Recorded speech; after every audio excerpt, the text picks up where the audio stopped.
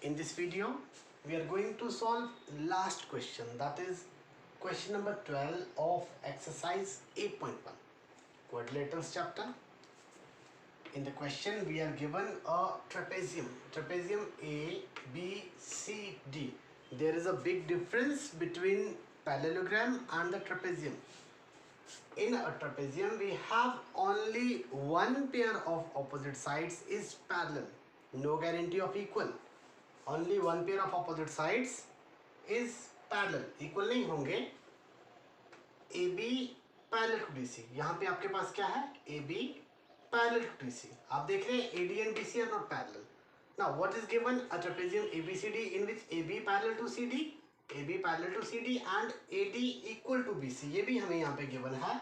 AD is equal to BC. ये जरूरी नहीं है हर trapezium में ऐसा हो, but in this question we are given one pair of opposite sides is parallel and the second one is equal.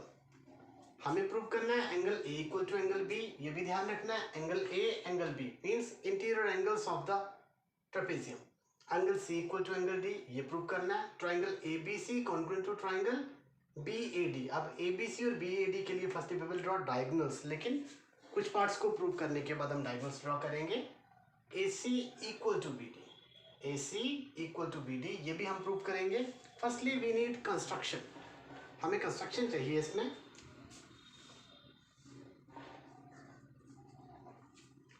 क्या construct करेंगे? We will extend AB. हम AB को एक्सटेंड कर रहे हैं. Produce AB to some other point. Dotted line में draw करें. This one produce किया in such a way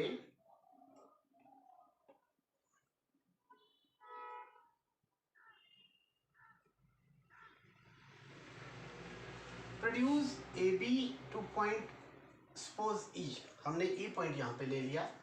produce AB to point E such that AD is parallel to EC. These two are parallel. ये हमने by construction दिया. अब यहां mention भी करना पड़ेगा.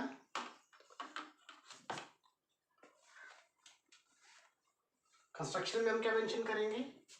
Produce AB to E. AB को E तक ले आए such that DA is parallel to CE. These two are parallel. Now proof.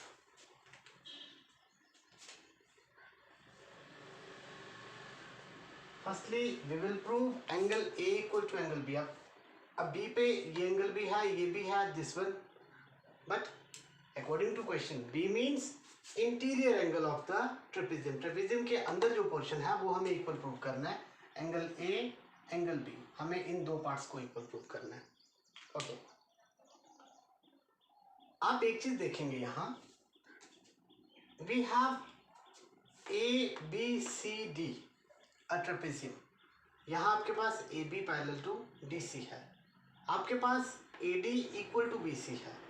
जब मैं ऐसा करता हूं AD, ये पेयर पैरेलल था already according to question. AB parallel to DC. अगर AB और DC पैरेलल है तो AB को एक्सटेंड करने के बाद जो AE बनेगा, AE is parallel to DC. ध्यान रखेंगे, AE is parallel to DC. Secondly by construction हमने लिया AD पैरेलल टू CE या फिर EC. ये दोनों भी पैरेलल हैं by construction. That is both the pairs of opposite sides are parallel. When both the pairs of opposite sides of a quadrilateral are parallel, then the quadrilateral is a parallelogram. अगर AE parallel to DC है, अगर DA parallel to CE है, then ABCE, this one is a parallelogram. अगर ये parallelogram बन जाती है, opposite sides of a parallelogram are always equal. AD equal to CE हो जाएगा. AD और CE दोनों equal हो जाएंगे. यहां से मैं लिखूंगा since AB parallel to DC. ऐसा है, AB और DC पैरेलल है. अब AB को ही एक्सटेंड करके E तक ले गए, सो AE पैरेलल टू DC भी होगा. AE parallel to DC. AE and DC are parallel. Also AD is parallel to CE. Reason दे सकते हैं आप बाय कंस्ट्रक्शन. Therefore यहां से क्या रिजल्ट आया? ADCE. ADCE is a parallelogram. ये हमने पैरेललोग्राम बना दी. Now opposite sides of parallelogram are always equal. Therefore AD equal to CE. AD equal to CE. These are opposite sides of parallelogram. Given क्या है? AD equal to BC. Also AD equal to BC. This one is given. Now you can use equation 1, equation 2. दोनों equation से क्या होगा? From equations 1 and 2. इन दोनों equation से CE और BC equal हो जाएंगे. CE equal to BC. CE and BC are equal. Let this angle be angle 1. This one is angle E. इसको लिखने की जरूरत नहीं है, इसको मैं एंगल E लिखूंगा.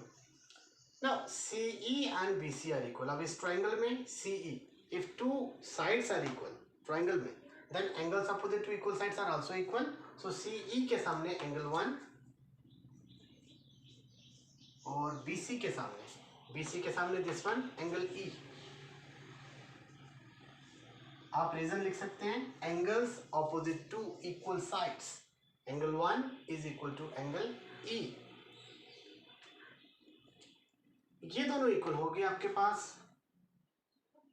नाउ एक बात का आपको और ध्यान रखना है, जब ये दो साइड्स पैरेलल हैं, AD और CE पैरेलल हैं, this one is a transversal. So इन दोनों एंगल्स का सम कितना होता है? 180 डिग्री. इनको बोलते हैं interior angles on the same side of transversal. Since AD is parallel to CE, therefore आप लिख सकते हैं and AE is a transversal. मैं नहीं लिख रहा. therefore angle A plus angle E, angle A plus angle E equal to 180 degree. ऐसा लिख सकते हैं. Angle A plus angle E equal to 180 degree. उसके बाद आप देख रहे हैं this one is B point. अब B पॉइंट पे दिस वन 180 डिग्री. इस एंगल के दो पार्ट किए. Even then the sum of two parts is 180 degree. This one and this one, इन दोनों एंगल्स का सम होगा 180 degree. Reason linear pair. Now इस एंगल का नाम ABC. इसी को बाद में हम B एंगल लिखेंगे. Angle ABC plus angle 1 equal to 180 degree. Linear pair.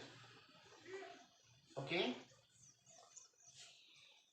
Angle ABC plus angle 1 is equal to angle E. So मैं एंगल 1 की जगह, यहाँ पे एंगल 1 की जगह E लिखूंगा. एंगल 1 की जगह मैं एंगल E लिख रहा हूँ 180. रीजन देंगे because angle 1 is equal to angle E. Now if these two are equations, this one is equation 3 and equation 4. From these two equations, from equation 3 and 4, इन दोनों इक्वेशन से क्या होगा? Right hand sides are equal, left hand sides can be equated. Angle A plus angle E, angle A plus E equal to angle ABC plus angle E. Now angle E को आप दोनों side से cancel कर सकते हैं. We have angle A equal to angle A B C. मैंने पहले कहा था ए बी सी, जब क्वाड्रिलेटरल के अंदर देखेंगे सो इसी एंगल को एंगल बी बोला गया। So angle A equal to angle B. First part is proved. First part यहां से प्रूव हो गया। यहां आप मेंशन कर सकते हैं we are going to start first part. Now next one, second part. Second part है angle C is equal to angle D. So C और डी को आप कैसे इक्वल करेंगे? C means this one quadrilateral के अंदर, और डी आप देख सकते हैं A B is parallel to D C. जब ये दोनों पैरेलल हैं, interior angles on the same side of transversal, A plus D 180, B plus C 180। Since ABCD is a parallelogram, therefore angle A plus angle D 180 and angle B plus angle C 180 degree. A plus D 180 होंगे, B plus C 180 degree होंगे। ये दोनों जब right hand side दोनों की equal हैं, आप compare करिए angle A plus angle D, left hand sides can be equated equal to angle B plus angle C। अभी हमने प्रूव किया angle A is equal to angle B। So मैं A और B को यहां से कैंसिल कर रहा हूं। We have angle D equal to angle C। Okay, this one is our second part. Second part भी हमने प्रूव किया। Now third part is triangle ABC is congruent to triangle BAD। ABC and BAD, उसके लिए join करेंगे diagonals.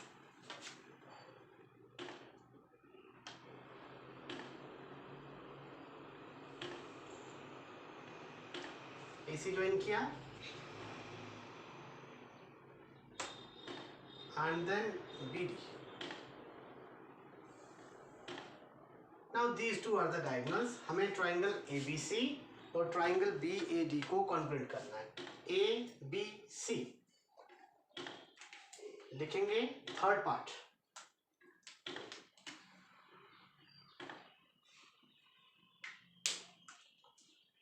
Triangle is ABC।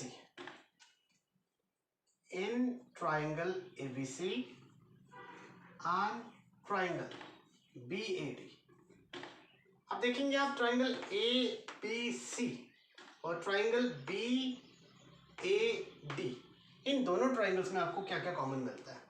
यहां अगर मैं रफली ड्रॉ करूं,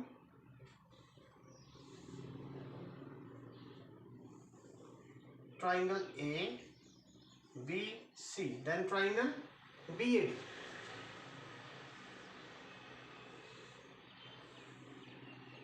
BAD, we have AB equal to AB, that is common, one pair is common.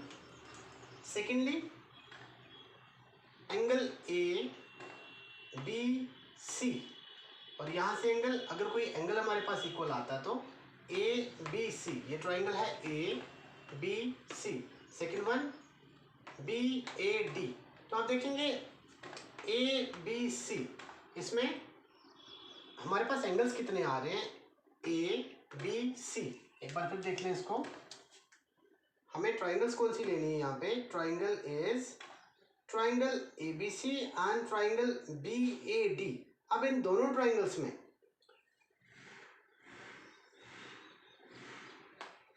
Triangle में ABC, इस ट्राइंगल में अगर आप देखेंगे एंगल B कंप्लीट आ रहा है, एंगल ABC। और अगर आप इस ट्राइंगल को देखेंगे BAD, इसमें एंगल A कंप्लीट आ रहा है। एक ट्राइंगल में एंगल B आ रहा है, एक ट्राइंगल में एंगल D आ रहा है। अभी हमने प्रूव किया कि these two are equal. Then ABC, इसमें BC साइड आ रही है और BAD इसमें AD साइड आ रही है। BC equal to AD, BC equal to AD, this one is given. मतलब थ्री पार्ट्स इक्वल हो जाएंगे, साइड एंगल साइड। तो मैं ये लिखूंगा यहाँ पे सबसे पहले AB equal to AB common, this one, इसको मैं सिर्फ एंगल B लिखूंगा। क्योंकि यहाँ एंगल ए और बी के बना, angle B equal to angle A, triangle A B C. एक बात का ध्यान रखना है, इस ट्राइंगल में बी एंगल पूरा आता है बट ए पूरा नहीं आता है, ए बी सी, ए सिर्फ इतना आता है। Okay, these two are equal. ये क्यों इक्वल है? प्रूव किया हमने फर्स्ट पार्ट में, ये फर्स्ट पार्ट था, हमने प्रूव किया, प्रूव्ड। थर्ड पार्ट, इस ट्राइंगल में बी सी और इसमें A D, B C equal to A D. ये दोनों क्यों इक्वल है? This one is given, therefore triangle ABC is congruent to triangle BAD by SAS congruency। जब ये दोनों congruent हो गई, now you can see angle B और एंगल A इक्वल है, यहाँ B के सामने AC, यहाँ A के सामने BD, AC equal to BD। Fourth part हमें यही प्रूव करना है, AC equal to BD। Reason देंगे corresponding parts of congruent triangles. मतलब फोर्थ पार्ट भी कंप्लीट हो गया, लिखेंगे fourth part is proved. So all the parts are proved here. This one is question number 12 of exercise 8.1 and with this question our first exercise of the chapter is complete. Now we have only one exercise to solve and that is second exercise of the chapter. From the next video we will start second exercise of the same chapter. Thank you.